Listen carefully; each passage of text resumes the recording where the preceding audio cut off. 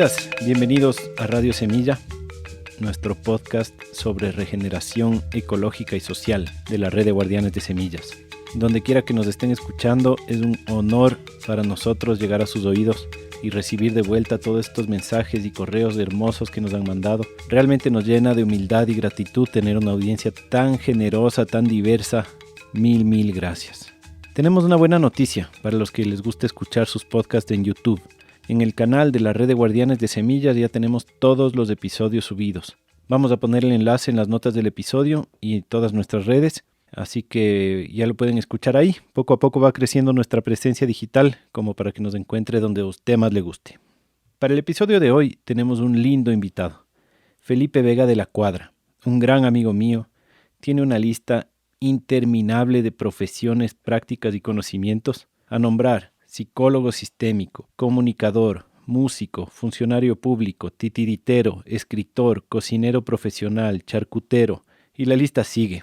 Pero hoy lo hemos invitado para hablar específicamente sobre la parte psicológica, espiritual y social de la ecología. Le hemos llamado la ecología del alma. Espero que esta conversación les resulte tan enriquecedora como a mí. Y no se olviden de escribirnos, déjennos mensajes por correo a radiosemilla@redsemillas.org o a nuestras redes de Facebook, Instagram, Twitter y ahora también YouTube. No me alargo más, les dejo con la conversa. Un abrazo.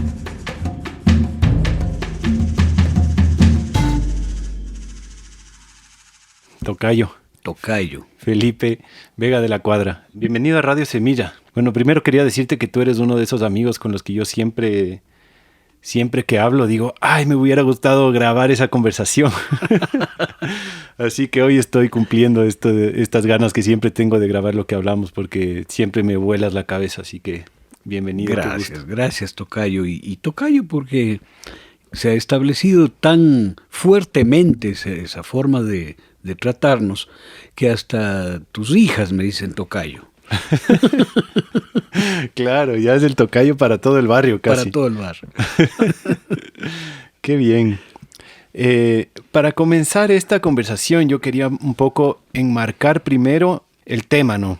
Entonces, para eso quiero hablar solo un poquito de este tema de Félix Guattari y su teoría de las 3 ecologías. Este es un filósofo francés que conversábamos antes que dice que hay 3 praxis de la ecología y que casi todos los esfuerzos están concentrados en la ecología ambiental, pero que hay una ecología social y una ecología interna. Él les llamaba ecosofías, algo así: ecosofía mental, ecosofía social, ecosofía ambiental. Entonces, yo siempre pienso en eso porque todo el rato me doy cuenta que hay mucho énfasis en el trabajo ambiental, en el trabajo como de conservar ecosistemas, de conservar especies, de salvar a la tierra, así, ¿no? Y muy poco se practica una ecología social y la ecología interna. Entonces, un poco contarle al público que lo que vamos a hablar ahorita nos vamos a concentrar en ecología interna y en ecología social. Y pucha, tú eres una de las personas mejor preparadas para hablar de este tipo de cosas porque tienes una formación súper amplia. ¿Nos podrías contar un poco de tu historia de vida, de tu camino, cómo te has construido? Ok. Mira, primero yo quisiera plantear que Guattari se enmarca en un concepto actual de la antropología.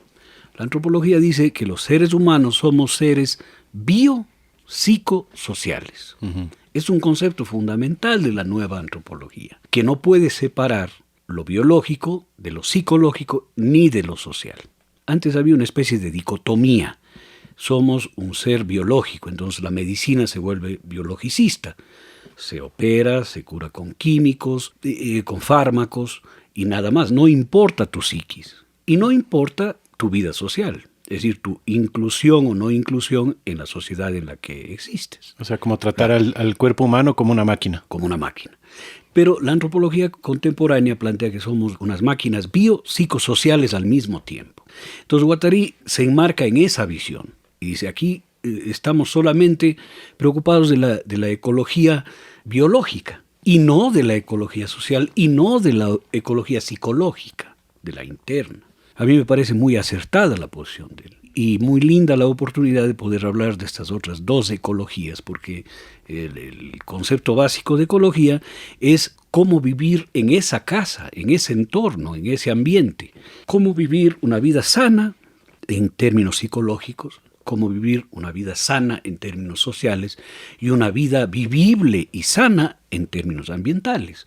Yo creo que ahí encuadramos perfectamente en la conversación de hoy día, que me parece maravillosa, y ojalá podamos plantear a las personas que nos escuchen algunas líneas que les toquen y que les hagan reflexionar y que les vuelvan a hacer pensar o sentir cosas que después les lleven hacia una posición de reconstrucción personal y de reconstrucción social en lo que les arribe de esta conversación.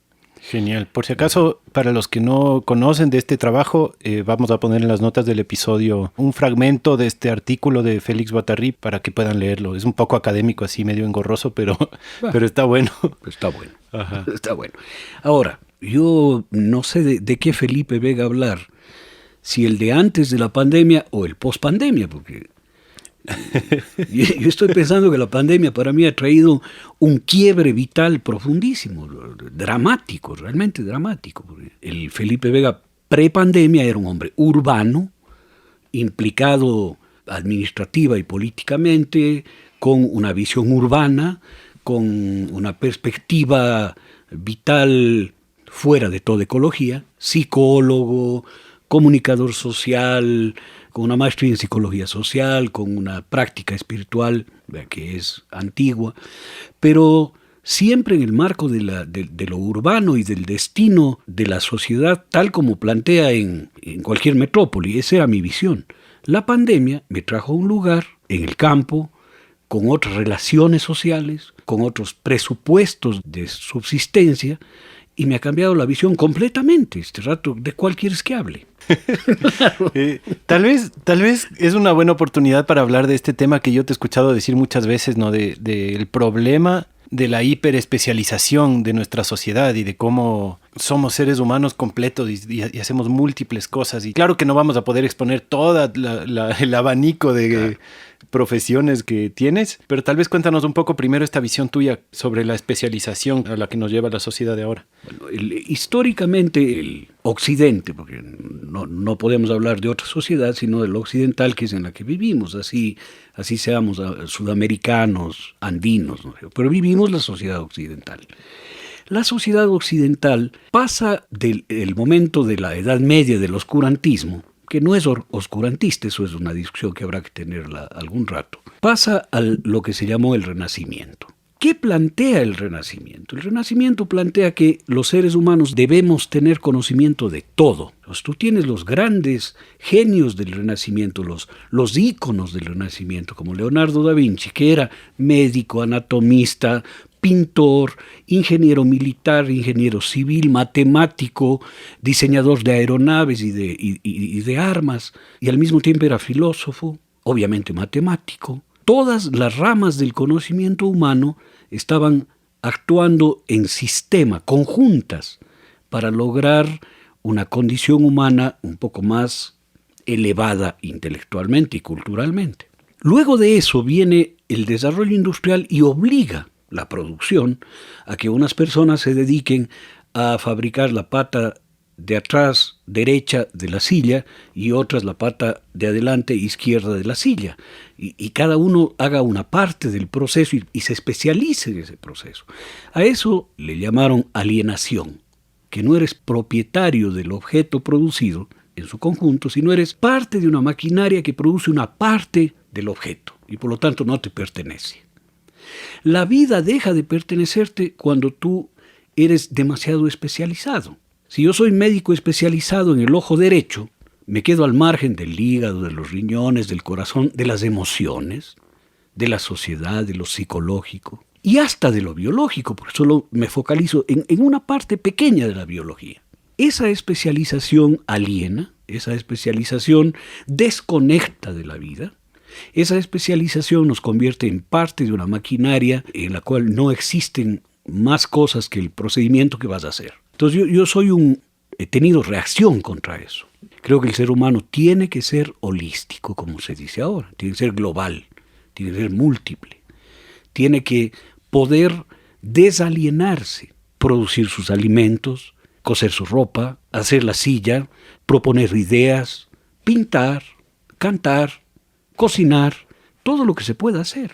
Que eso es también, digamos, no solo del Renacimiento, sino de la vida humana, de toda la historia. O sea, en cualquier sociedad cazadora-recolectora, todo el mundo es cazador, todo el mundo es cocinero, todo el mundo es constructor, todo el mundo es navegante, bien, todo el mundo es todo. Pero yo digo el Renacimiento como una muestra de que Occidente reflexionó sobre eso. O sea, tal vez la primera vez que reflexiona sobre la necesidad de un conocimiento global y de una cultura múltiple, multidimensional, es en el Renacimiento. Y eso se va perdiendo hasta nuestros días. Yo creo que podemos vivir un neo-renacimiento ahora, en donde nos pongamos al margen de la especialización y volvamos a lo que está volviendo hasta la medicina, al médico familiar, al médico generalista y no al especialista en.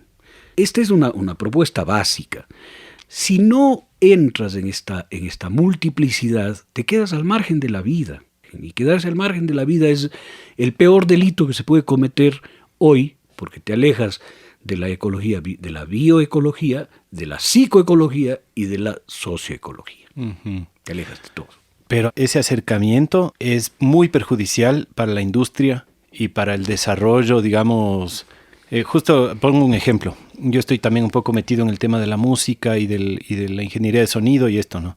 Le escuchaba hablar a un ingeniero de sonido que conozco de cómo el Ecuador no produce nada exportable en términos de música porque todo el mundo hace de todo. Él se quejaba de esto, ¿no? Él decía, no, cada uno tiene que especializarse porque si no, nunca vamos a ser suficientemente buenos para poder competir en la industria.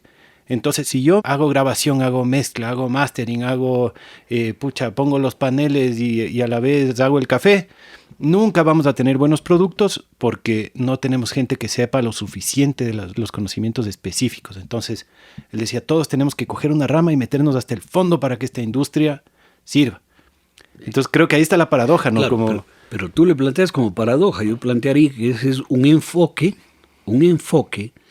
a mi manera de ver absolutamente errado, porque aquí el destino del ser humano no es producir, crecer, enriquecerse, tener la mega fábrica, generar un mega mercado, porque eso nos está matando. Y estar al servicio de un superorganismo, de alguna forma. Es como, claro, la industria es lo que importa más que yo.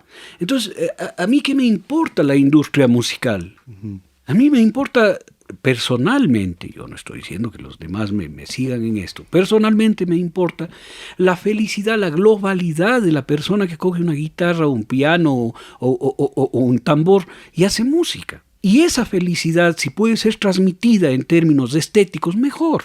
Pero si no, está bien. Aquí no se trata de tener el mejor músico de la historia, no. Uh-huh. Se trata de que la gente aprenda desde muy chiquito a disfrutar la música. La música es para ser disfrutada, el arte es para ser disfrutado. No es para generar nada utilitario, no es para entrar a un mercado discográfico, no es para ganar dinero con eso. Uh-huh. O sea, mira, yo estoy absolutamente en contra de estas nuevas industrias que se inventa la sociedad capitalista en la que vivimos, como la industria naranja. ¿Qué es la industria naranja? La industria de la cultura. O sea, la cultura tiene que entrar a producir, a competir, a concurrir al mercado. ¿Por qué? ¿Por qué la cultura tiene que convertirse en objeto de compra y venta? ¿Por qué tiene que haber derechos intelectuales sobre una obra que te dan dinero? Es una expresión de lo más alto e inacible del ser humano, la cultura. No puede convertirse en papa frita, que se vende, se guarda, se comercia con eso. Ahí hay una discusión muy de fondo que yo la sostengo con mucha firmeza frente a la gente que apuesta a la industria naranja. O ahora van con la industria verde o con la industria violeta en todo lo que tiene que ver con los derechos de las mujeres y el enfoque de género. O sea, ¿qué es esto? Solo puede sobrevivir en esta sociedad si es que produce todo que lo convierte en dinero. Lo que se empaqueta y se vende. Lo que se empaqueta y se vende. Uh-huh. No. Y yo soy un admirador a muerte de Jonathan Swift, el escritor de Gulliver, que erróneamente le han vendido como cuentos para niños. Realmente son obras para adultos y obras tremendamente cuestionadoras de la condición de la sociedad humana y de esta falta de ecología social que existe en la sociedad humana. Hay una posición de Gulliver, de Jonathan Swift, en un cuento, que dice, la mejor solución para terminar el hambre, él tenía mucho humor negro, ¿no? Dice, es empezar a comernos los niños. Claro, no. Es extrema los postulados de una sociedad inhumana que todo lo convierte en mercancía para que el lector se erice y se espante y diga, oye, sí, ¿no? O sea, qué absurdo, ¿en qué planeta vivo? Si es que todo tiene que convertirse en mercancía. Bueno, tengamos hijos y procesémosles, y vendámosles, y comámonos. Esto es lo que dice Jonathan Swift. Y es un poco lo que yo planteo ahora en el podcast. Extremar la metáfora para que la gente diga, sí, ¿por qué yo tengo que pagar por leer una novela? Y yo soy escritor, y yo sé que debería vivir de eso. O es un ejercicio de mi espíritu y de mi globalidad que quisiera que esté al servicio de los demás. Mira, la solución para todo esto es bastante más sencilla de lo que parece. La solución es ponernos al margen, y hablábamos hoy día, de la compra y la venta, del valor de cambio, del dinero, ¿no es cierto? Ajá. Entrar a una relación de gratuidad, en donde las cosas maravillosas son gratuitas, en donde no media el dinero para esto. Y eso también es neorrenacentista, porque cuando hicieron el Duomo de Venecia, maravilloso, o el de Florencia, que es una maravilla, no pensaron cobrar entrada a la gente, pues. O la Galería de Uffizi, tampoco pensaron en cobrar entrada a nadie. Era para que la gente vea la maravilla del ser humano, nada más. Y se contagie de eso. Bien, todo esto era el marco para ver qué Felipe Vega con el cual estamos hablando. Entonces, creo que la respuesta es el Felipe Vega completo, holístico. Pero me gustaría que nos cuentes un poco tu bagaje de formación psicológica, digamos, que la gente cache un poco de dónde vienen, ¿no?, todos estos entendimientos. Tú eres psicólogo clínico, pero también psicólogo social. Yo estudié psicología. Bueno, primero estudié ingeniería civil. Y vi que no era mi felicidad ser ingeniero. No porque tenga ninguna tara a la ingeniería, las matemáticas son maravillosas, el cálculo, las estructuras, la hidrodinámica, la cristalografía y la petrografía son maravillosas. Pero la profesión ya no me convocó. Entré a estudiar periodismo, comunicación social, y he ejercido mucho tiempo de periodista en varios medios. Y después entré a estudiar psicología. Estudié psicología clínica, he ejercido mucho tiempo de psicólogo clínico, más que de periodista. He hecho una maestría en psicología social, una maestría en migración y desarrollo. Empecé mi doctorado en migración y desarrollo, pero ya estoy viejo, ya he estudiado mucho tiempo, ya no quiero estudiar más. O sea, ya, ahí quedó. Un poco van las credenciales por ahí. He sido diplomático, funcionario, ministro, varias oportunidades. Conozco el monstruo por dentro. Creo yo que esto ha sido un cúmulo de conocimientos funcionales, porque en el colegio estudié electricidad, o sea, todos los conocimientos. En la universidad entré a filosofía, que era una sola facultad, filosofía, economía y comunicación, era una sola facultad. Wow. Y estudiabas materias comunes de filosofía, de economía, y después entrabas a la comunicación social. Pero estudié filosofía y estudié algo de economía, y toda esa formación lo que ha hecho es aportar a esa visión holística de las cosas. Si yo tuviera que dar un consejo ya a los 61 años, diría, estudia, lo que sea, estudia, porque todo te va a servir.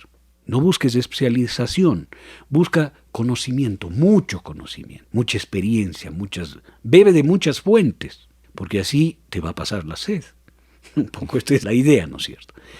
Claro, la psicología yo la ejerzo con mucho énfasis, con mucha alegría y con mucha entrega además. Y la psicología, claro, yo estudié las escuelas psicológicas contemporáneas y las un poco más antiguas, pero yo me he inclinado por la psicología humanista, por la psicología sistémica, que es mi fuerte. ¿Qué es la psicología sistémica humanista? La humanista integra las tres partes, la bio, la psico y la social. No puedes entender la psiquis humana por sí sola, sino en las relaciones sociales, en su posición en la sociedad, en los pesos que van generando la sociedad en la construcción tuya, y también la biología, que es mandatoria. Las otras psicologías parten de la idea, voy a ser muy rápido en esto, de que, por ejemplo, todo es conductual, una escuela, todo está en la conducta, que viene de Pavloviana. Otra en la conceptualización de las cosas, en la racionalización, en la abstracción de la realidad. Entonces es la la psicología cognitiva, como si todo pasaría por tu conocimiento. Y no es cierto. El cerebro humano no está solo dentro de la cabeza. El cerebro humano está en los núcleos neuronales de la columna vertebral, está en el sistema vago-vagal en el abdomen. O sea, tú tienes una cantidad de neuronas en el cuerpo que actúan como cerebros. Un invitado anterior que lo entrevistó mi compañero Javier, el Wilson Ochoa, hablaba de que, claro, ahora ya se entiende el intestino como un segundo cerebro, pero todavía no se acepta, pero también en el corazón parece que hay neuronas y parece que el cerebro, como usted dice, es distribuido por todo lado. Todo el cuerpo. Tú tienes un área pequeñita, el área de Broca y el área de Wernicke, 2 áreas que están en el parietal y temporal izquierdo, en el óvulo. Y esas son las que entienden palabras.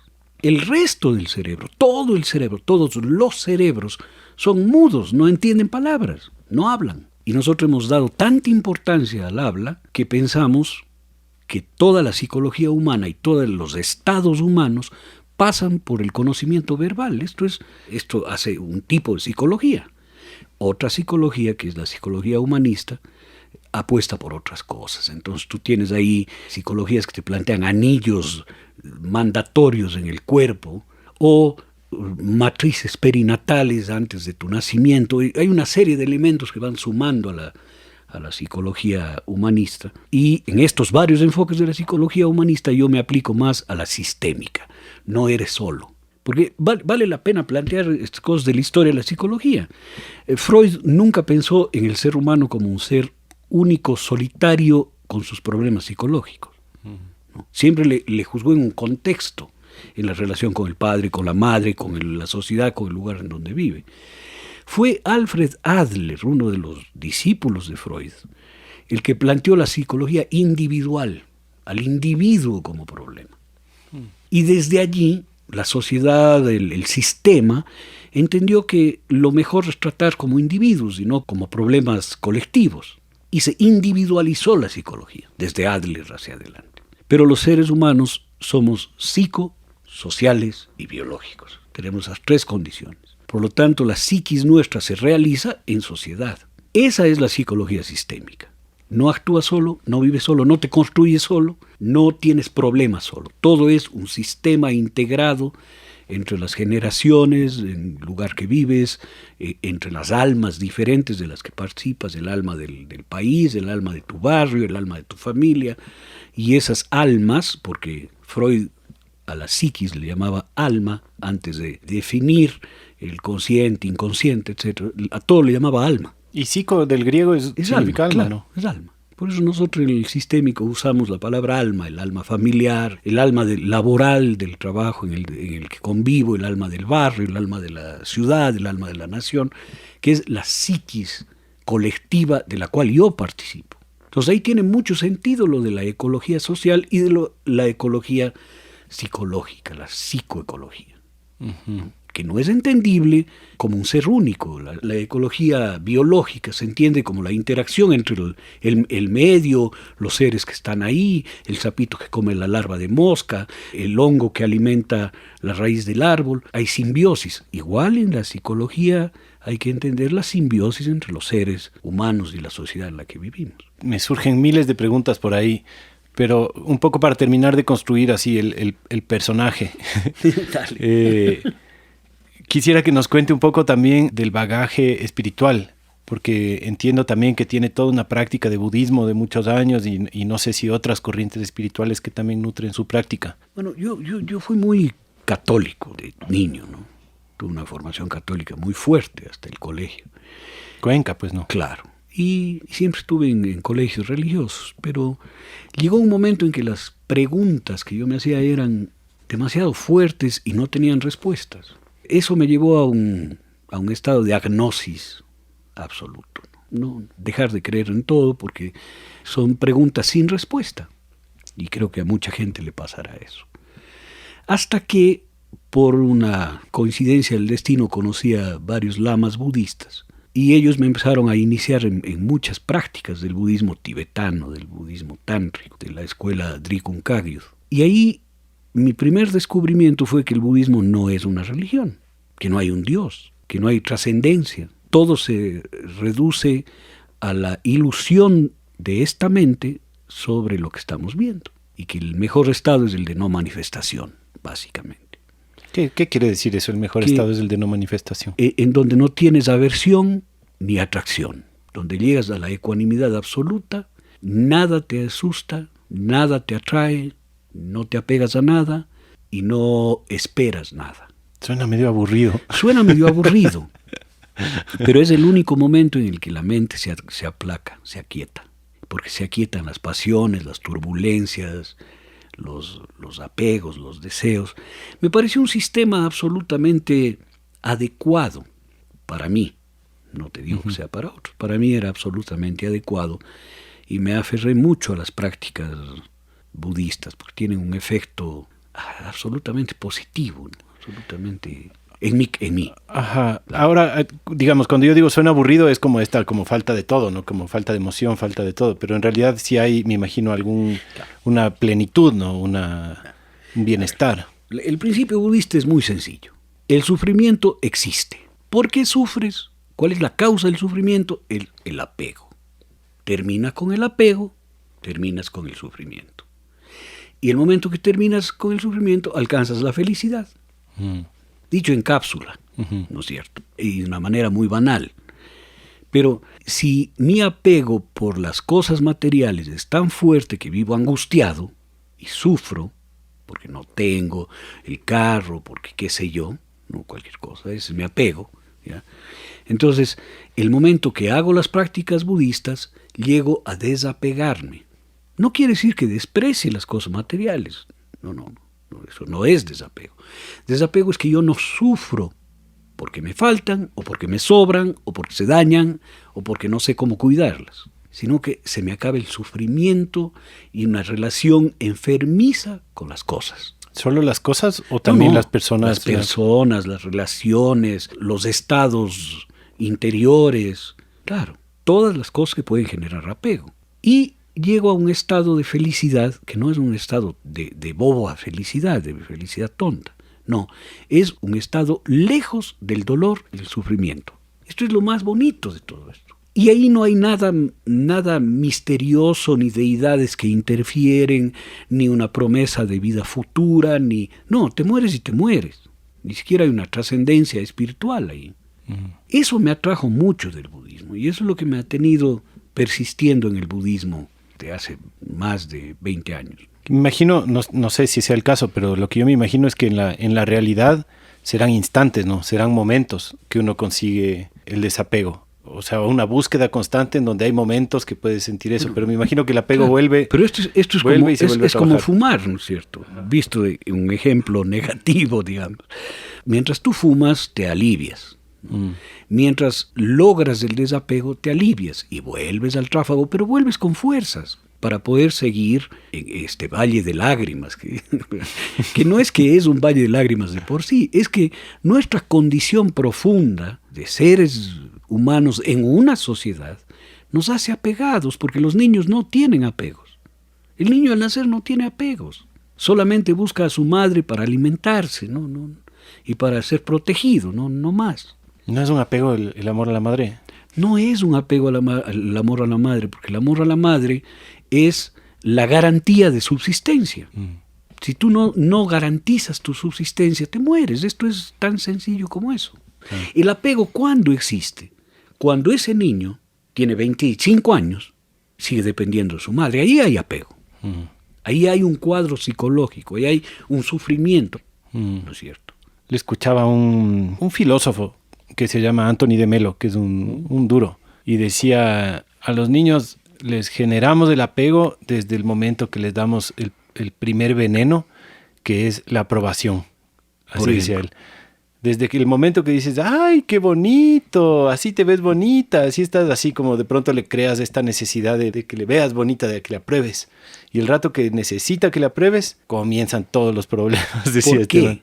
¿Por qué? Y ahí yo voy a hablar como psicólogo. Porque los seres humanos, todos y todas, sin excepción, somos seres que tendemos hacia la felicidad. Todos y todas buscamos la felicidad. Esta es una condición natural del ser humano. Y encontramos felicidad en la aprobación, por ejemplo. Y lo contrario de la felicidad, el sufrimiento, viene del silencio o la desaprobación. Por eso es tan importante sostener a los niños y a las niñas en su autonomía emocional. Esto es fundamental. No generarles ni este paraíso artificial ni este infierno artificial. Esto debe ser una especie de norma. Con lo que yo estoy haciendo, ¿en dónde le pongo a mi hijo o a mi hija? ¿En un paraíso artificial o en un infierno artificial?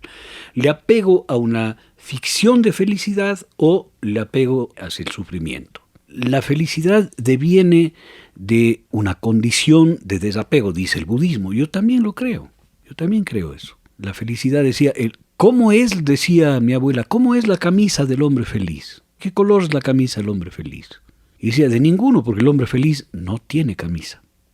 Una forma de decir, no está apegado a las cosas materiales. Es un viejo aforismo, viejísimo aforismo, pero que tiene esta semilla de verdad, el desapego. No es ser feliz, ser pobre y no tener camisa, es no tener apego. El budismo coincide con cierto conocimiento popular de esto, ¿no? Pero fíjate, estamos poniendo un mecanismo básico. Tendemos a la felicidad y rehuimos del sufrimiento. Sin embargo, caemos en el sufrimiento porque no alcanzamos la felicidad. Esto es un mecanismo que no hay que perder de vista, porque eso nos puede llevar a grandes enfermedades sociales. Cuando nos venden la felicidad como la lavadora, por ejemplo, o concurrir al mercado, o tener un vehículo de tal forma, o casarse de alguna forma, o tener un cuerpo de tal manera. Entonces empieza a haber unas exclusiones gigantescas de personas que están condenadas a no acceder a la felicidad. Hablar de ecología social, hermano, es empezar a entender este tipo de cosas. ¿Cuál es el principio de la ecología social? Que la convivencia entre seres humanos aporte a la felicidad de todos. ¿Y qué es la felicidad de todos? ¿Que todos tengamos un Rolex? No. La felicidad de todos es que nadie sufra. Fíjate cómo le estamos dando la vuelta a la cosa. La felicidad no es tener, la felicidad no es ser, la felicidad es no sufrir, que nadie sufra. Pero esa es la utopía, digamos, ¿no? Es decir, nunca va a dejar de sufrir la gente, no. Bueno, decía el Buda que una de las grandes noticias es que el sufrimiento tiene fin y se acaba. No, claro, que hay formas de acabar con el sufrimiento. Porque decía otra cosa bien importante, que es para mí un fundamento de la psicología. Él decía, el dolor existe, el sufrimiento es una estupidez, porque es repetir un dolor que ya pasó. No dijo estupidez, porque hace como habrá hablado, pero yo le traigo a esta época, ¿no es cierto? Es absurdo el sufrimiento, porque es repetir un dolor que ya pasó. Hay posibilidad de acabar con el sufrimiento, por supuesto que sí. Y lograr la felicidad de los colectivos es que nadie sufra, no que todos tengan, que es la apuesta de las sociedades desarrolladas, la apuesta de las revoluciones. Es que todos deben tener. No. Este planeta revienta si todos tenemos todo. Revienta antes de que todos tengamos la mitad o la quinta parte. Esto es las catástrofes ecológicas que genera el desarrollo de China, por ejemplo. Para que los chinos tengan carro, o tengan casa, o tengan televisión, empiezan a reventarse los recursos del planeta. O para que Europa o los países desarrollados tengan, empiezan a reventarse los recursos del planeta. No es la solución que todos tengan todo. Pero a la vez la gente tiene que tener acceso, me pregunto si es que ese será el caso, la gente necesita tener acceso a un tipo de espiritualidad para darse cuenta que puede no sufrir por no tener cosas. ¿Y qué pasa en los casos extremos, ¿no? Donde la gente sufre hambre, donde hay, digamos, pobreza extrema, donde hay frío, no sé. Eso sería la negación de la felicidad.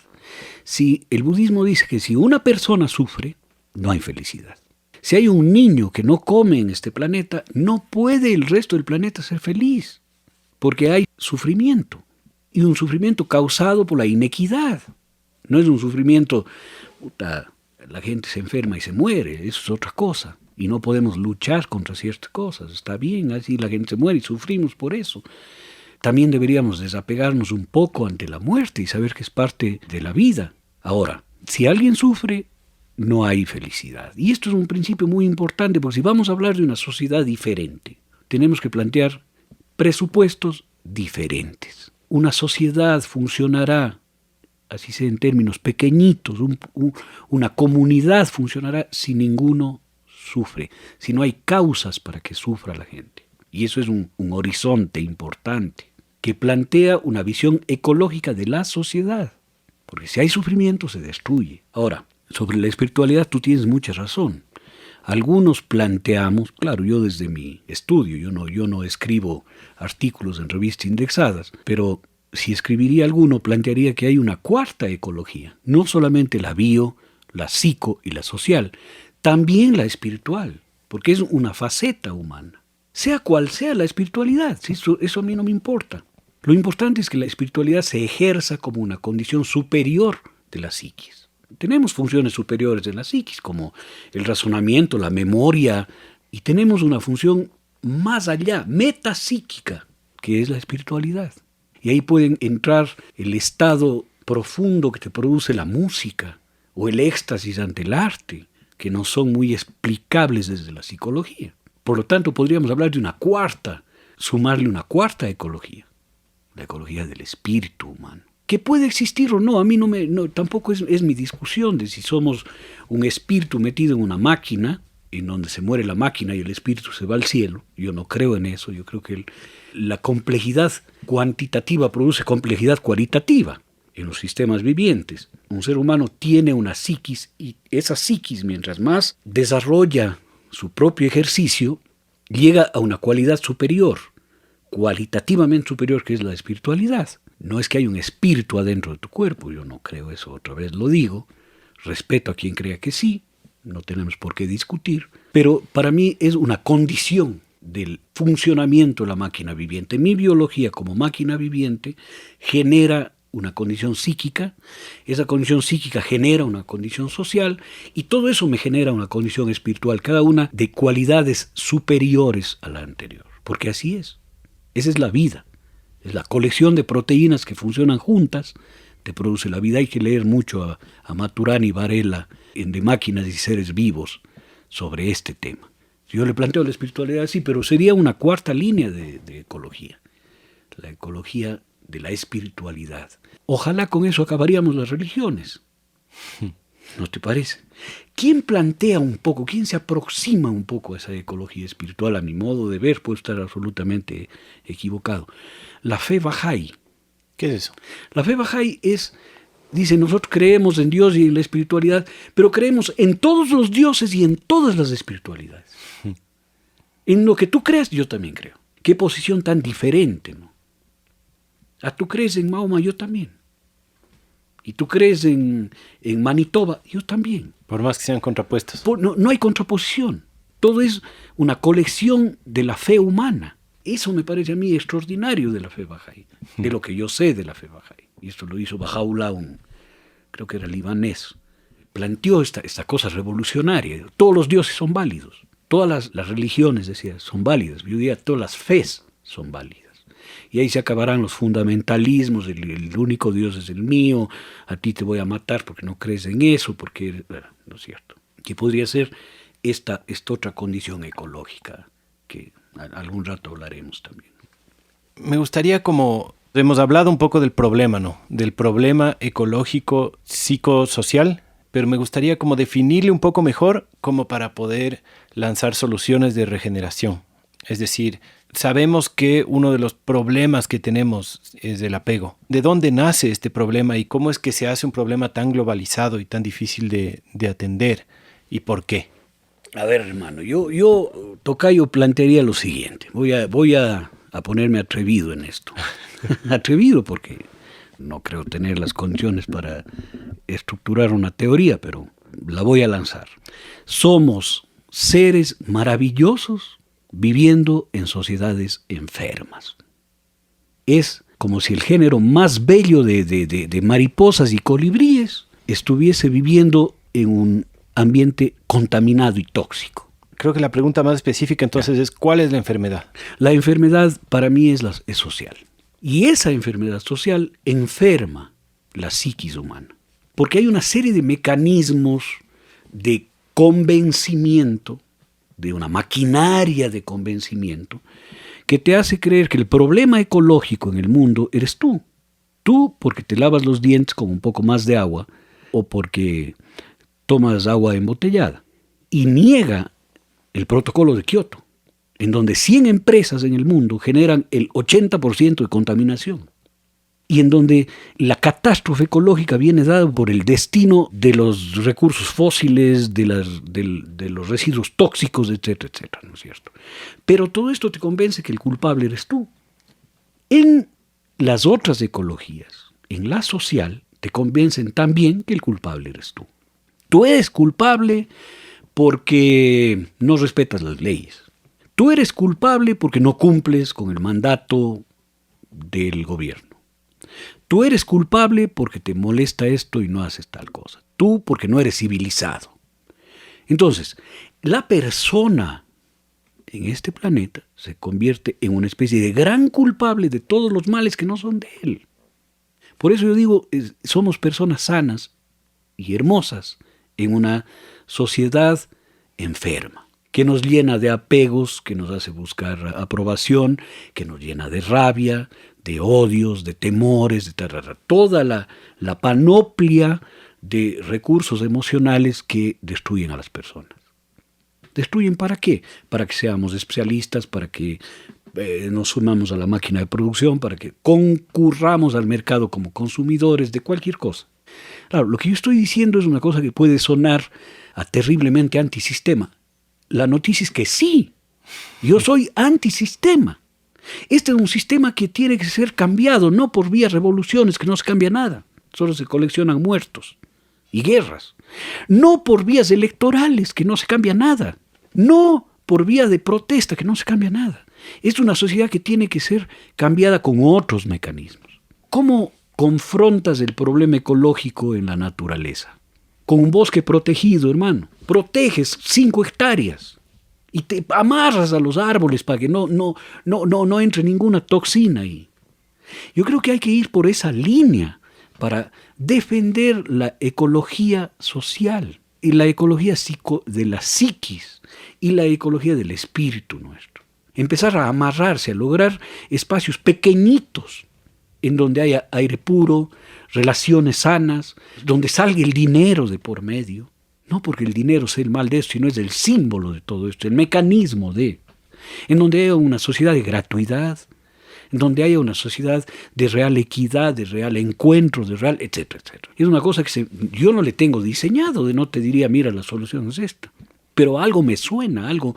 Ojalá las personas que nos oyen se contagien y digan, sí, oye, podríamos ir por acá y den luces para cómo salirnos del sistema, ponernos en un alter sistema, en otro sistema, que nos saque de la enfermedad, del apego, de los mecanismos tóxicos, brutales que tiene esta sociedad. En todo lado, aquí, en Finlandia, en Noruega, en Australia, en todo lado. Y nos saque de estos mecanismos tóxicos y nos permita respirar, y nos permita crecer, y nos permita ser seres humanos, ser personas. Esta es la gran pregunta, y este es el gran dilema al que yo he llegado, porque mi problema antes de la pandemia era cómo lograr desarrollo, cómo lograr equidad, cómo lograr salud, educación, todo el discurso revolucionario en esto.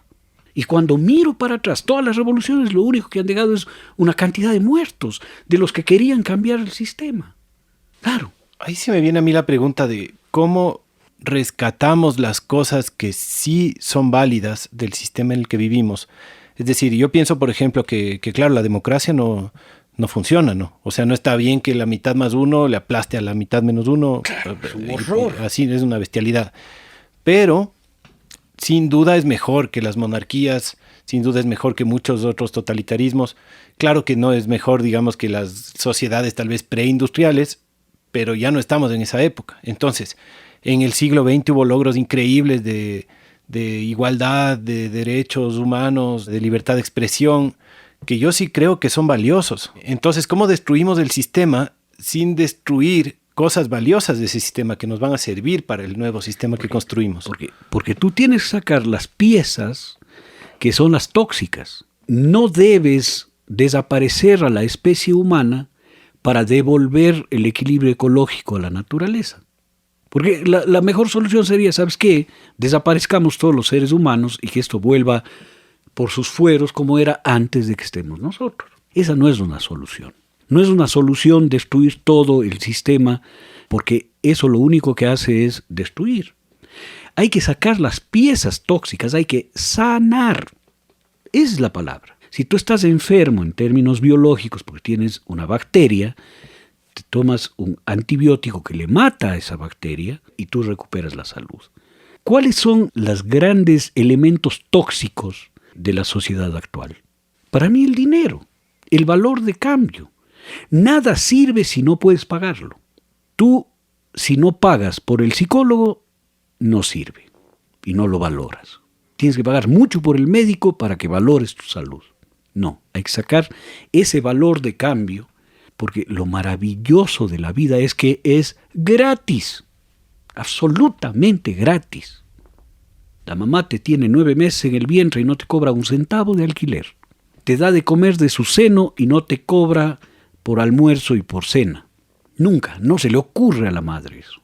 Nada de la relación entre madre e hijo o hija está intermediado por un pago monetario, ni por un trueque. Es absolutamente gratuita. El ejemplo de gratuidad está ahí. La sociedad tiene que ir hacia la gratuidad. Pero eso es sacarnos un chip que está en nuestra cabeza desde hace miles de años. Mira, a mí me llamó mucho la atención cuando leía en las cartas de San Pablo a los corintios, filipenses, romanos, hebreos, una cosa que él decía: miren, yo les estoy dando la palabra de Dios y ustedes no me pagan por eso. Tienen que pagarme. Es su obligación, es mandato divino que ustedes me paguen. Hace 2000 años. Te explicarás ahora cómo funcionan las iglesias, ¿no es cierto? Ya. Pero lo que pasa también es que esa es como una de las piedras fundamentales de que la civilización pueda ser grande, ¿no? De lo que yo entiendo, es una de las cosas que nos permite coordinarnos entre más de 150 simios, ¿no? Los simios tienen su número máximo que pueden coordinarse, organizarse, conocerse, pero este símbolo de lo que puedes intercambiar te hace de alguna manera confiar en alguien a quien tú no conoces, ¿no? Como ya, si esta persona viene con esto en lo que yo también creo, puedo intercambiar, puedo generar relación. Es un invento de Occidente. Fíjate, el imperio inca, y esto no lo digo yo, lo dice Felipe Guamán Poma de Ayala, que hace una crónica en el 1500 y tanto. Otro Felipe. Claro, otro tocayo, ¿no? Que hace una crónica del buen gobierno. Además es como un cómic, porque es con dibujos, es maravillosa esa crónica. Al que quiera mirarla, entre a la Real Biblioteca de Copenhague, que está ahí y le tienen digitalizado. Toda la crónica en las notas para es espectacular.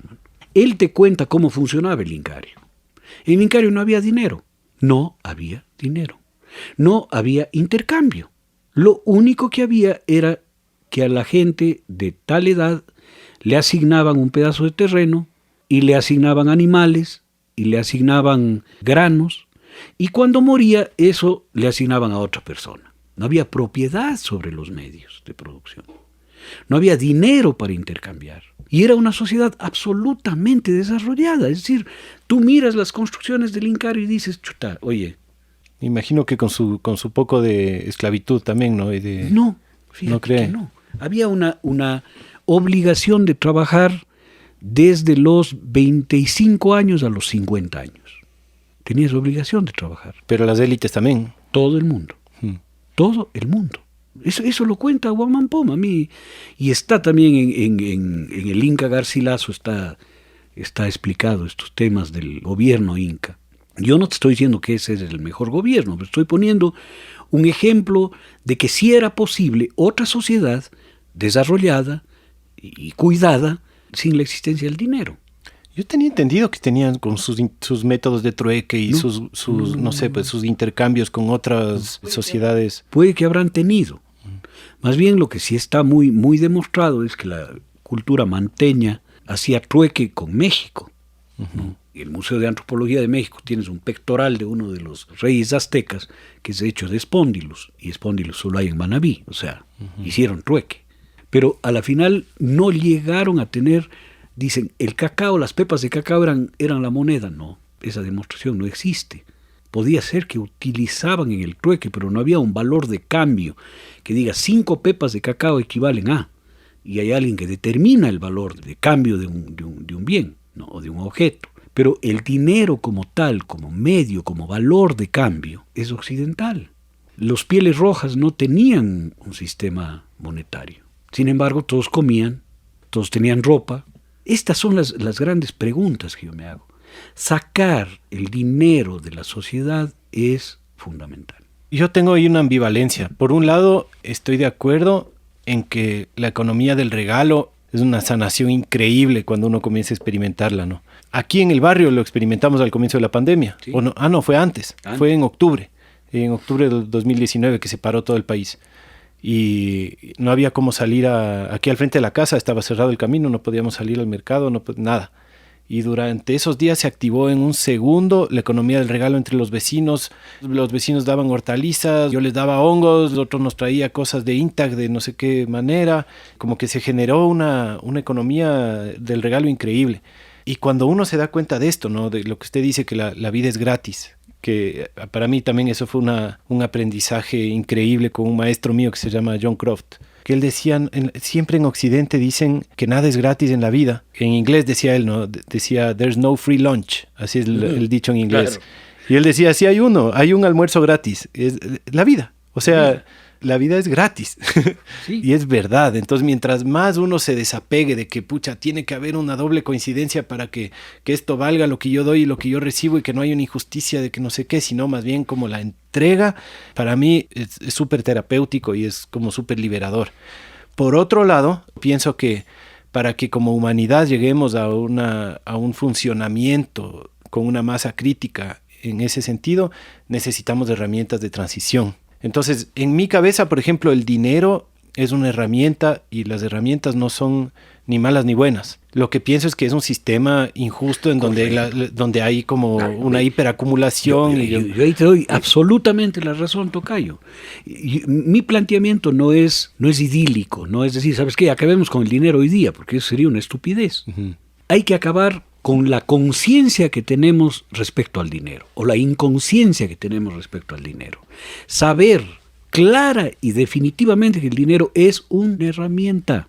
No es el objeto de la vida, no es el objetivo de la vida, no es el mediador de la vida, no es la razón de ser de la existencia. Es una herramienta. Por lo tanto, nosotros para vivir necesitamos dinero. Mientras vivamos en esta sociedad, necesitamos dinero. Pero mi relación personal con el dinero tiene que cambiar. Tiene que cambiar. Mi mirada debe ser más hacia la sociedad del regalo, hacia las relaciones de la gratuidad y una aproximación cuidadosa al dinero. Uh-huh. Un poco para comentar sobre una herramienta interesante de la transición. Este episodio no nos vamos a poder meter mucho en temas de economía, claro, pero tenemos un grupo nosotros, que mucha gente de la red de semillas y otras personas somos parte, que es un sistema de intercambio local en donde hay una moneda, entre comillas, que no es moneda porque no tiene valor, que nosotros le llamamos el muyu, y que básicamente lo que hace es que las personas puedan intercambiar sin necesidad de una doble coincidencia. Entonces, todavía hay una moneda, uno puede incluso tener su cuenta en negativo. Pero es un gran paso, porque no acumulas, exacto, no te permite la acumulación, no te permite la especulación, sí, no te permite el enriquecimiento, que son los grandes males de esta sociedad, porque generan sufrimiento. Y lo único que hace es ponernos ciertos límites para que funcione. Es decir, uno comienza con 0 muyus, pero puedes comenzar a comprar. Uno puede tener menos 50 muyus, no pasa nada. Y puedes quedarte 3 años con menos 50 muyus, no pasa nada. No eres un deudor que estás en la central de riesgo y a la que te van a meter preso. Lo único es que hay un límite que no puedes llegar digamos, que no puedes solo comprar eternamente, porque ya llega un punto en donde ya no puedes comprar más. Ya. Tienes que ser recíproco, está bien. Pero incluso puedes llegar a ese punto y quedarte en ese punto. O sea, ya la comunidad te regaló 500 muyus, listo. Parece una maravilla y es una experiencia real. O sea, no estás hablando de un tema posible como una posibilidad. No, es real. Sí. Mira, yo no estoy de acuerdo con Velasco Ibarra en nada. En nada. Pero en nada. Excepto con una cosa. Velasco Ibarra dijo en una frase que tiene una celebridad intangible, es enorme. Él dijo, ¿quieren hacer revolución? Háganla primero en sus conciencias.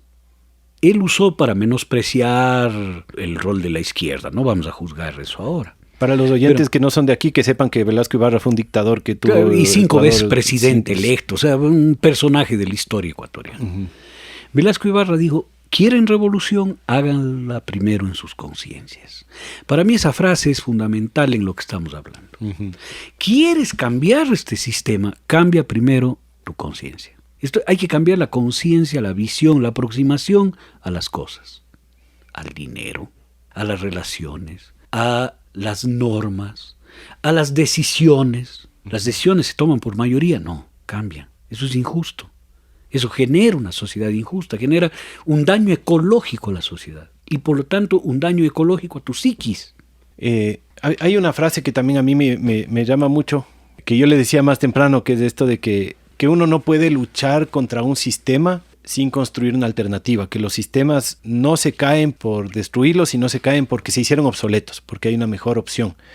Y en esto del sistema económico, me parece que se aplica mucho lo que está pasando con las criptomonedas y todo el blockchain, que no me quiero meter tampoco mucho ahí, pero creo que es un ejemplo interesante de que si se construye algo mejor, el sistema original puede ir cayendo. Y esto de los podcasts creo que es otra de esas cosas, la hiperacumulación de público en los medios tradicionales se está destruyendo por completo. Y no porque nadie haya destruido a CNN o a, o al comercio, sino que se comienzan a destruir porque hay un sistema mejor, que es que la gente ya puede escuchar a los que le tienen confianza, a los que le creen más directamente, y ya no necesita consumir a los grandes medios masivos porque ya tiene una alternativa. Entonces, tú me decías antes que a lo que más terror le tiene el sistema es al boicot o a la abstinencia, ¿no? A la abstinencia. Ajá. Entonces, ¿qué es lo que estás diciendo tú? Uno se puede abstener del sistema mientras tenga una alternativa, ¿no? Yo he sido un hombre revolucionario toda mi vida, de izquierda. Yo no tengo vergüenza ni me da pudor el reconocerlo así. Sigo siendo un hombre revolucionario, pero creo que el método no es el método que no funciona. El ejemplo es clarísimo. 35 años de apartheid en Sudáfrica. Intentaron de todas las formas, con atentados terroristas, con movilizaciones, con marchas, y lo único que obtuvieron fue cárcel, prisión, represión, asesinato, tortura. Mandela estuvo 35 años preso, hasta que al movimiento anti-apartheid en Sudáfrica, con Desmond Tutu adelante, se les ocurrió establecer una sola medida. No vamos a comprar en los supermercados de los blancos. 2 semanas duró el régimen del apartheid. Con la abstención del pueblo negro sudafricano, se abstuvieron de comprar en los supermercados de los boers y los blancos de Sudáfrica. Se acabó el régimen del apartheid en 2 semanas. Leclerc fue y le sacó a Mandela de la cárcel para que Mandela diga, ¿saben qué? Vuelvan a comprar y ahora yo voy a ser presidente. En 2 semanas lograron lo que no habían podido con el otro método en 35 años. Oye, esa es una lección. Te voy a poner otra. Resulta que el imperio británico, el imperio más poderoso del mundo, tenía sojuzgada a la India. El territorio indo-pakistaní era un virreinato. Salió un hombre descalzo, flaco, con lentes, llamado Mohandas Karamchand Gandhi. Y no es que dio grandes discursos, dijo, la sal es de los indios, porque había una prohibición de cosechar sal. Todos debían comprar al sistema de estancos británico. Piensa tú, 400, 500 millones de personas comprando la sal, que era de ellos. Y cruzó a pie la India para llegar a la punta de la India al mar y recoger sal. Y a él se le sumaron millones, decenas de millones de personas. Eso les hizo salir a los británicos de la colonia. Y después dijo, no, la ropa no les vamos a comprar. Yo me abstengo de usar ropa que me vendan ellos. Yo voy a tejer mi propia tela. Fíjate tú, te estoy poniendo ejemplos de abstención. Yo creo que la vía revolucionaria para poder cambiar este sistema es vía abstención. Pongamos un ejemplo, por ejemplo, en nuestra sociedad así, a las personas occidentales que usamos teléfonos, computadoras. Si yo dejo de ver la televisión, si nadie ve televisión en este país, se acabó la televisión. El horror que tenemos en la televisión del Ecuador. Se acabó. Yo ya dejé de ver televisión y todavía no se acaba. Pero es que somos pocos, porque no está todavía en la conciencia de la gente. Ajá. ¿No es cierto? ¿Por qué funcionó en la India? Porque estaba en la conciencia de los indios. ¿Por qué funcionó en Sudáfrica? Porque estaba en la conciencia de los sudafricanos. Eso no está todavía en la conciencia. El trabajo grande que creo yo nos toca como generación, como los que estamos hablando de este tema, es empezar a crear conciencia en la gente, conciencia de la abstención, conciencia de la gratuidad, conciencia de que es posible vivir una sociedad sana, ecológicamente sana, para que no nos enfermemos, para que podamos ser personas sin rabia, sin odios, sin sufrimiento. Pero ahora es más difícil, o no sé, no, tal vez sea mi justificación. Pero, por ejemplo, mi ejemplo personal, ¿no? Yo comparto totalmente. La conciencia es la clave. Mientras más nos juntemos en una onda de conciencia, de saber que podemos vivir en un mundo más justo, más ecológico, que podemos cuidarnos. Y para mí, ser parte de la red de semillas y hacer este podcast es parte de eso. Claro. Para mí es como, de eso se trata justamente. Y además comenzamos así, como incluso con una economía del regalo, de que pucha, hagamos esto. Nos pusimos a trabajar, ni siquiera nos pusimos a pensar cómo es que vamos a sostenernos económicamente de eso al comienzo. Fue como ya, hagamos. Pero desde que yo hago este trabajo, estoy más pegado a mi teléfono. Porque entonces para llegar a la gente, estamos usando redes sociales. Bien, tenemos Instagram, tenemos Facebook, ya, y no nos estamos absteniendo de eso ahorita. No te abstengas de eso, porque sería un error abstenerse de la herramienta. Lo importante es tener claramente en la conciencia que esa es una herramienta, que te permite hacer lo que estás haciendo y que no tiene más valor que esa de ser herramienta. Pero ahí está la trampa también, ¿no? O sea, mientras más indispensable se haga para nuestras vidas, pucha, comprarle su producto, porque finalmente, claro, es gratis, entre comillas, pero no es gratis estar en Instagram o estar en Facebook. Hasta que produzcamos, la sociedad produzca otra cosa de gratuidad. Mira, acuérdate tú de un sistema operativo que nació en Sudáfrica, luego de la lucha contra el apartheid, que se llama Ubuntu. Uh-huh. El sistema Ubuntu. Ubuntu para mí es la filosofía más hermosa del planeta, el Ubuntu. Porque el principio del Ubuntu es, yo soy en tanto eres tú. Eso es la traducción de Ubuntu. Quiere decir, yo soy y existo en tanto existes y eres tú. Cambia la perspectiva absolutamente de todo. Por lo tanto, yo no soy feliz si no eres feliz tú. Si tú sufres, yo sufro. Porque yo tengo que cuidar tu estado de felicidad para estar feliz yo. Este es el Ubuntu. Y hicieron el desarrollo Ubuntu y después el Ubuntu Linux absolutamente gratuito. Uh-huh. Y era un sistema operativo absolutamente eficiente. Hay esperanza de que las herramientas también se contagien y se generen nuevas herramientas con esta gratuidad. Esa lucha va a seguir.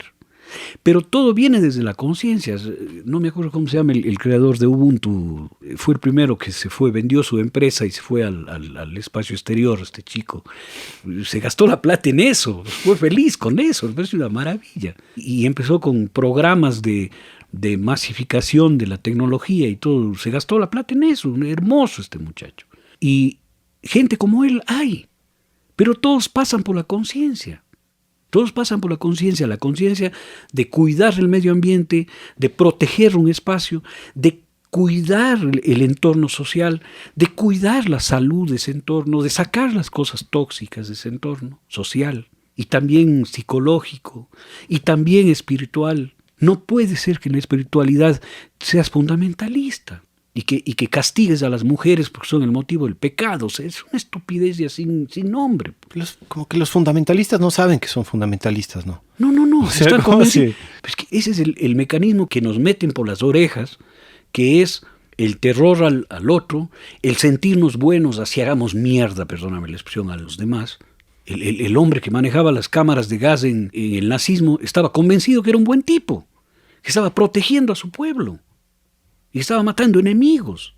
Y yo he oído expresiones de militares diciendo a los comunistas hay que matarles. Y son muchachos de universidad que tienen el alma limpia y que quieren solo un cambio de sistema. Y de esos mataron 30.000 en Argentina. O sea, no estamos hablando de cosas inventadas, ¿no? Uh-huh. A convertir en enemigo a todo el que me entraña algún riesgo. Y aquí en el Ecuador se puso en la ley esa cosa, hermano. ¿Qué? Que aquí hay un enemigo interno. ¿Quién es el enemigo interno aquí?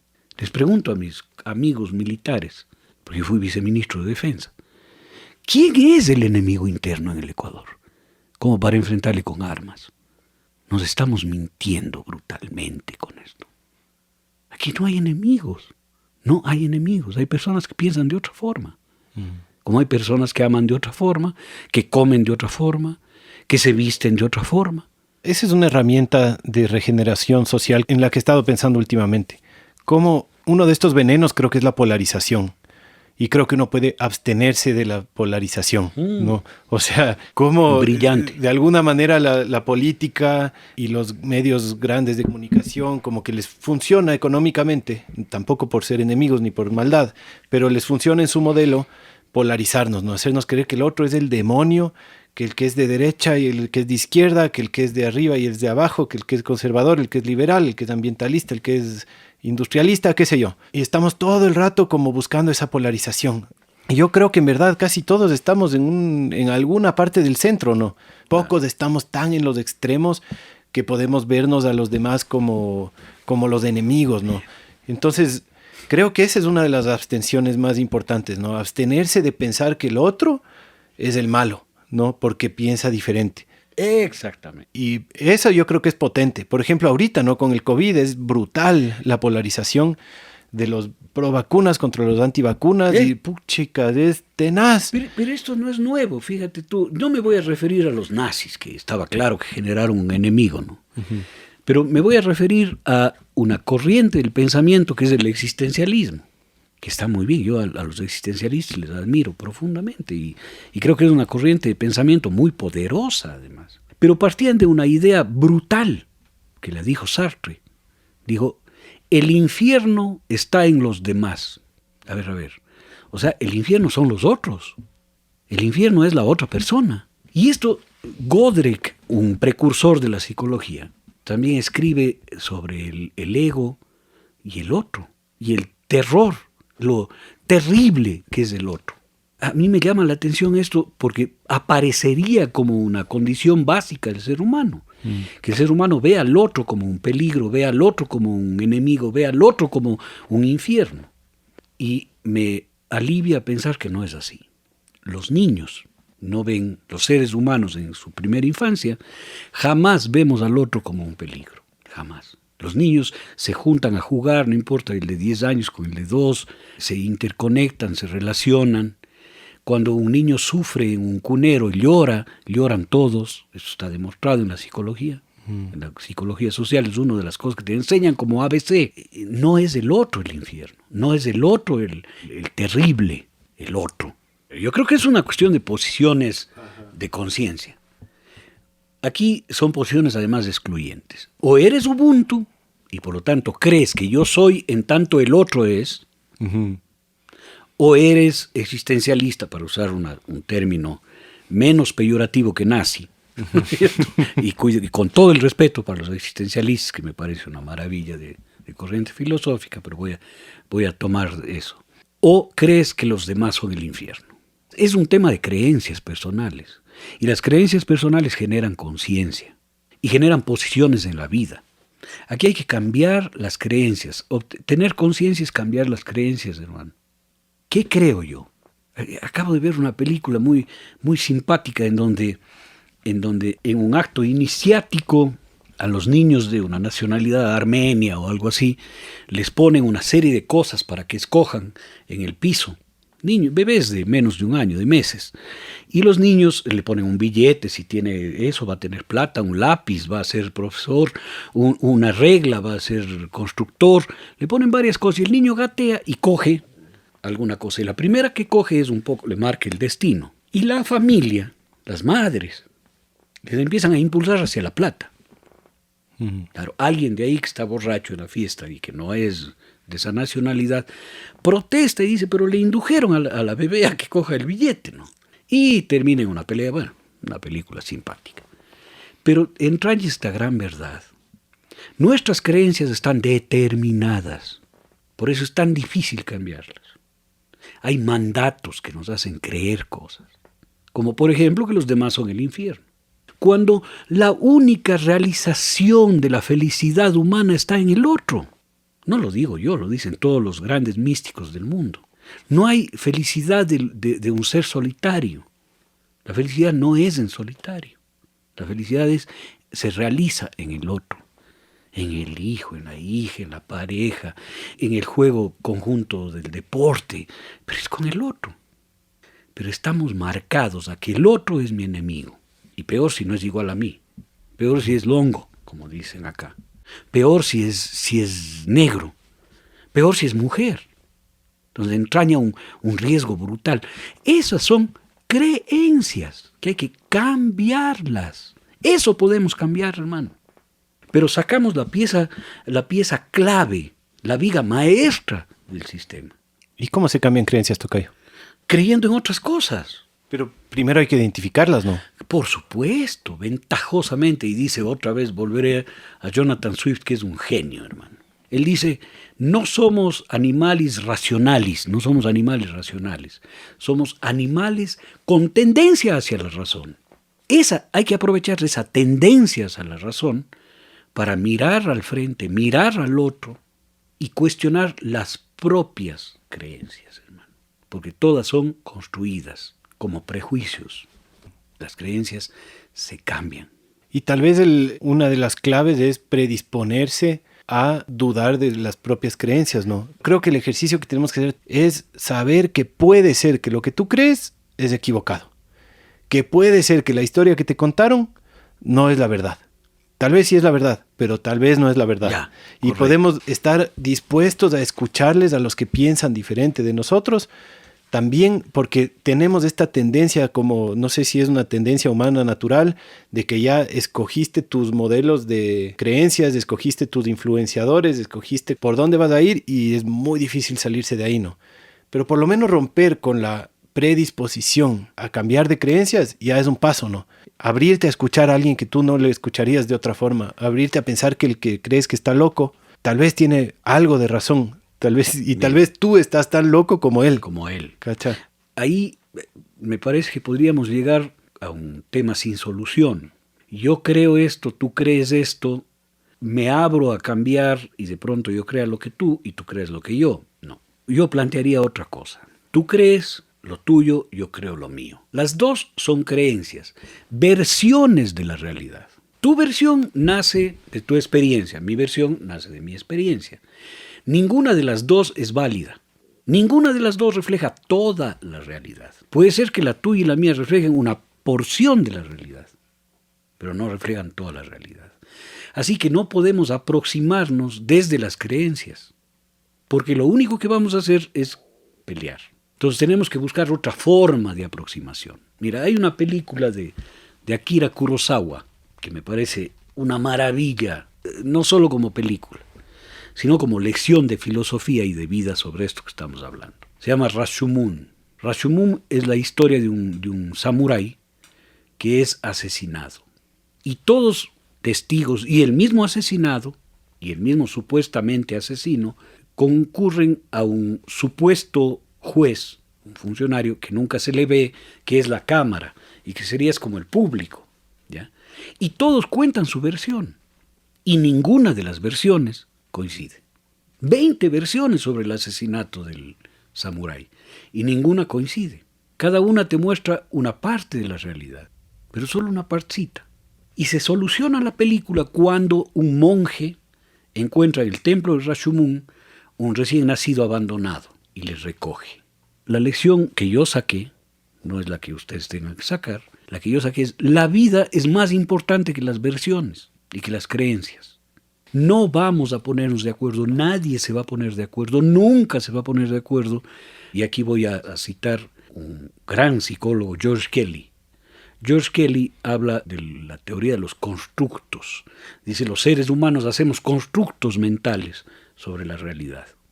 Esos constructos son muy difíciles de cambiar, pero se cambian el momento que aplicamos nuestra condición de seres humanos científicos y encontramos una razón más fuerte que la que tenemos en el constructo. Eso es a lo que iba, como estar abierto a que si hay nueva evidencia, yo puedo cambiar de opinión. Que hay una razón más fuerte. El ejercicio de la razón y del razonamiento es el válido, no la adscripción a otras creencias. Yo creo esto, tú crees esto, nos quedamos con las creencias, pero yo en mi fuero interno me cuestiono mi creencia personal y trato de encontrar razones razonables para destruir mi creencia personal. No toco la tuya. Claro, en vez de buscar cómo destruir la del otro. Claro, no toco, no, la tuya la respeto íntegra. Claro, porque quién sabe cuál es el ¿Quién sabe constructo, cuál es tu constructo? Que está en tu cabeza. Claro. Pero mi constructo mío es cuestionable de principio a fin. De principio a fin hay que partir de esa idea. Exacto. Pero el mío, solo el mío. No el de mis alumnos, no el de mis vecinos, no el de mis coidearios, no, el mío. Creo que ahí podemos ir encontrando caminos para ir sanando también. Ahí usted está mencionando algo que estaba yo pensando justo antes de esta entrevista, que es, porque estaba pensando herramientas prácticas, ¿no? Como yo sabía que esta conversación iba a ser bastante intelectual, digamos, y que en temas psicológicos, espirituales, sociales, hay muchas palabras complicadas y es difícil como la práctica, ¿no? Entonces estaba pensando un poco cómo es que llevamos a la práctica algunas cosas. La regeneración social, la regeneración interna. Y una de esas es justo lo que acabas de mencionar, que me parece súper interesante y que creo que yo la he sacado un poco del pensamiento sistémico, que es cuando algo te jode en el otro, arréglalo dentro de ti mismo. O sea, si es que mi hija está siendo terca, en vez de yo tratar de hacer que deje de ella ser terca, recibir eso como una retroalimentación hacia mí, como, ¿en qué medida soy yo terco? ¿No? Me jode la terquedad. Claro. Me jode la terquedad. No es que ella es terca y cómo es que ella tiene que dejar de ser terca, sino cómo es que hay la terquedad, cómo es que me jode la terquedad, cómo es que yo soy terco y cómo sano la terquedad, pero en mí, porque en nadie más puedo sanar. Es que acaba de decir una gran verdad. O sea, ahora yo te contaba que ando leyendo sobre el asco, la anatomía del asco, que es un gran estudio, o cosas sobre el odio, porque quiero entender ese tipo de cosas. Y uno de estos autores que analiza dice, la aversión es odio a lo mejor de ti. ¿Qué está diciendo este tipo, no? Y entiendo, por ejemplo, la homofobia. ¿Qué dice la homofobia? El que es un homosexual escondido odia a los homosexuales. Este es el principio que dice, que explica la homofobia en psicología. Claro. ¿Cuál es la mejor faceta de un homosexual? Ser homosexual. Podría ser totalmente feliz con su condición. Pero odia esa faceta en otros. Y le produce repugnancia. Lo que tú estás diciendo es exactamente eso. Lo que odiamos, lo que nos produce asco, lo que nos produce indignación, es una proyección de nuestro propio ser. Lo dice Jung. Hay en la psicología muchísimos estudios, muchísima material sobre la proyección de mis propios miedos, de mis propias frustraciones, de mis propios temores, de mi sombra en los demás. Y volvemos al Ubuntu, ¿no? Volvemos al Ubuntu. El otro eres tú. Escoge, por Dios, escoge. ¿Qué quieres? ¿Qué quieres? ¿Ver al otro como el infierno de tus proyecciones y de tus miedos? ¿O quieres verle al otro como la mejor condición de ti? Yo creo que es una cuestión de opción, no es mucha teoría al respecto. Yo opto por uno o por otra cosa. Y el mundo de las opciones es el que nos tiene donde nos tiene. Ahí sí le echo la responsabilidad a las personas, ¿no? Tú puedes escoger qué. Ahí sí hay libre albedrío, digamos. ¿Te abstienes o lo haces? Y ahí se me abre a mí un espacio de esperanza enorme. Es decir, algún rato nuestro colectivo humano va a empezar a abstenerse de cosas. De la violencia, va a empezar a abstenerse del odio, de echar la culpa a otros. Por lo tanto, va a quedar sin función los ejércitos, las armas, el dinero. Ojalá. ¿no? Yo no creo llegar a ver, pero sí apuesto a vivir estos años que me queden de vida en una sociedad pequeñita, en un colectivo pequeñito, pero con otros supuestos, con otra conciencia. Yo soy feliz aquí en Cotacachi con eso. Para mí es el descubrimiento de la vida. Y tan es así que ya mi hijo se contagió y ya viene a vivir acá. Con mis nietos. Una maravilla, hermano. Qué bacán. Oye, tocayo, para terminar, no sé si quieras recomendarle un poco al público dónde te puede encontrar, si es que puede encontrarte o alguna de tus obras. Bueno, busquen en Facebook, que es la única red social que tengo. Felipe Vega de la Cuadra, y ahí nos conectamos. Y reiterar una invitación, que es sanar la ecología de esta sociedad en la que vivimos. Y eso primero empieza en la conciencia. que es un tema de opción personal. Opto por esto o opto por esto. Yo escojo. Lo segundo, yo solo tengo una versión de una parte de la realidad. Por lo tanto, mis convicciones, mis creencias son parciales, falseables, como se dice. Por lo tanto, solo yo, en lo íntimo mío, voy a dudar de mis convicciones. Otra es, ¿puedo yo mirar a los demás con Ubuntu o con existencialismo? ¿Serán el infierno o serán el único medio para yo realizarme y ser? Eso es ser ecológico. Yo cerraría esto así, esta conversación así. Lindísimo, lindísimo. ¿Tu novela? Eso la gente puede encontrar también. Sí. Hermano, lo de las novelas hay que hablar en otro lado. Es tan difícil publicar. Yo opté por pagar la edición de mi novela porque nadie te publica aquí. Es que no hay industria. No hay importancia de eso. Ajá. El Estado debería publicar, pero no lo hace, le importan otras cosas. Entonces yo pude conseguir el dinero ventajosamente para publicar y he regalado todas las novelas, porque creo en la gratuidad. A mí me parece más importante que la gente lea. Y en la pandemia pasé la novela en digital a todo el que me pedía, pasé más de 400 novelas. Ah, mira. Pero, o sea, ahorita no está a la venta en ningún lugar no físico. En ningún lugar, porque además no quiero vender. Me dicen, pon en versión digital en ni siquiera Amazon. No quiero. No quiero. Creo que si alguien quiere leer mi novela, que me escriba, yo le paso. Ahí vamos a poner cualquier contacto en las notas para que te puedan escribir. Gracias, tocayo. A ti, tocayo. Qué linda conversación. Gracias. Un abrazo a todos. Chao, chao.